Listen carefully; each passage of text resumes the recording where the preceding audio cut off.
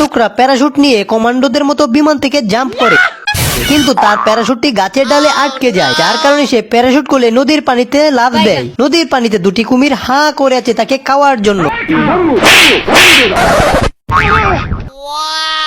Pocket থেকে ছোট্ট একটি বাক্স বের করে এবং এটিতে একটি ফু দেয়, যার ফলে একটি নৌকা হয়ে যায়। সে নৌকা নিয়ে খাল দিয়ে এগিয়ে যাচ্ছিল, হঠাৎ সে শত্রু এলাকায় ঢুকে পড়ে। আমারে ফুটপাতের মাস্তান ভাবছ?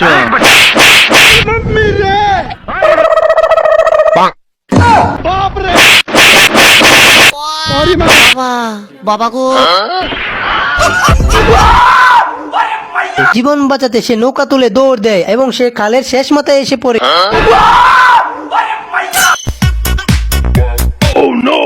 পানি ঢুকতে ঢুকতে তার নৌকাটি একটি বেলুনের মতো হয়ে যায়। একটি কাঠির মধ্যে কুচা লেগে তার বেলুনওয়ালা নৌকাটি ফুটে যায়।